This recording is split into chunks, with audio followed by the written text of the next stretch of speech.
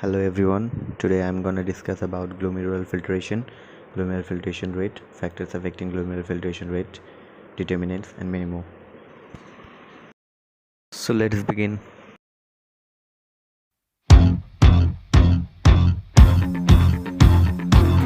Urine formation process has three steps: glomerular filtration, tubular reabsorption, tubular secretion. Today we discussed about glomerular filtration. So glomerular filtration occurs inside the renal corpuscle, and this renal corpuscle is made up of glomerulus and Bowman's capsule. The arteriole that fits the glomerulus is afferent arteriole. Here in the figure, the red portion is called glomerulus and the blue portion is called the Bowman's capsule. Efferent arteriole takes the blood away from the glomerulus. Normally, the afferent is larger than the efferent because inside the higher pressure in the glomerulus have to facilitate the filtration. Bowman capsules has two layers, one parietal and two visceral. Visceral layers have specialized cells called as podocytes. Glomerulus and Bowman's capsules together make up the filtration membrane, and the fluid present inside the filtration membrane is called as glomerular filtrate. Now let's see the components of filtration membrane. Firstly, the endothelial lining, which is made up of fenestrine capillary, which is 1000 times more porous than the other capillaries in our body. These fenestrine pores are allow passage for small substances. Next one is glomerular basement membrane, which contain three layers, and they are made up of proteoglycan and heparin sulfates, and they are negatively charged, so they are less permeable to negatively charged ions and substances like plasma protein. Between podocytes and food processes part is present, that is filtration slit.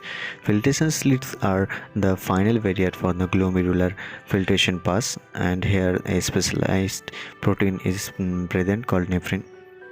Filtrability of a substance depends on size of a substance and charge of a substance. The small substances have higher filtrability and large substances have lower filtrability. Positively charged substances have higher filtrability and negatively charged substances have lower filtrability. Now the components of glomerular filtrate. There is no formed elements such as RBC, WBC, platelets, no plasma proteins, but albumin can be seen sometimes. Inorganic ions like sodium ion, potassium ion, bicarbonate, chloride ion, magnesium ion, calcium ions, etc. Also organic compounds like glucose, amino acids, fatty acids, glycerol, vitamins, excretory products also present like urea, uric acid, bilirubin, creatinine. Now the glomerular filtration rate or GFR. Definition: GFR is quantity of glomerular filtrate formed each minute by all the nephrons of both the kidneys. In adult human, GFR is about 125 ml per minute or 180 liter per day.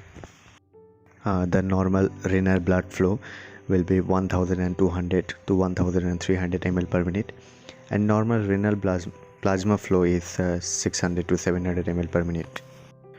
Filtration fraction is fraction of renal plasma which become the glomerular filtrate. Now the determinants of GFR. First one is glomerular capillary hydrostatic pressure, which is also indicated as PGC, which is 60 mmHg. Second, Bowman's capsular hydrostatic pressure, which is PBC, it is 18 mmHg. And then colloid osmotic pressure of glomerular capillary, it is PGO, it is 32 mmHg. Next one is filtration coefficient, which depends on surface area and permeability, and if we count the net filtration pressure, it will be 10 mmHg, and the filtration coefficient will be 12.5 mmHg.